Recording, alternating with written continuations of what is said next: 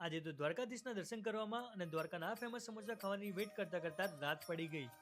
Day 14 હું કરી રહ્યો છું ગુજરાત સોલો બાઇક રાઇડ અને આજે હું છું દ્વારકામાં અને આજે છે અમાસ એટલે મારા મિત્રે મને સજેસ્ટ કર્યું કે આજે સવારે મંદિરમાં ભીડ હશે એટલે તમે રાત્રે દર્શન કરજો.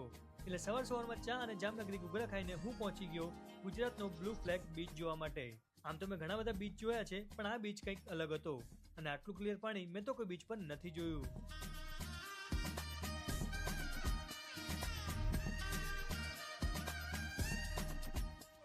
અને પછી હું આવી ગયો ગોમતી ઘાટ ઉપર. સવારે મેં જોયું હતું તો પાણી એકદમ ફૂલ હતું પણ અત્યારે પાણી બધું જતું રહ્યું હતું અને દ્વારકાનો આ સુદર્શન સેતુ બ્રિજ પણ બંધ છે એટલે લોકો આ રીતે નદી પાર કરીને બીજી સાઈડ જઈ રહ્યા હતા.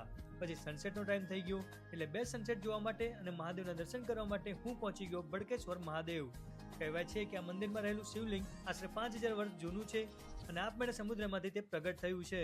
એટલે મહાદેવના મેં દર્શન કર્યા અને અહીંથી સનસેટ જોવાની મજા જ કંઈક ઓર હતી. પછી ત્યાંથી હું આવી ગયો દ્વારકાધીશના મંદિરે. મેં મંદિરે શાંતિથી દર્શન કર્યા અને પછી ત્યાંથી હું આવી ગયો દ્વારકાના ફેમસ સમોસા ખાવા માટે. અને અહીંયાના સમોસા ખાવા હોય તો વેટ પણ કરવો પડે અને પછી જ્યારે તમારા હાથમાં સમોસા આવે ને ત્યારે તમને ખબર પડે કે વેટ એકદમ વર્થ ઇટ છે. તમે પણ જો અગર દ્વારકા આવો છો તો આ સમોસા ખાવાનું ભૂલતા નહીં. બાકી જય દ્વારકાધીશ, મળીએ કાલે.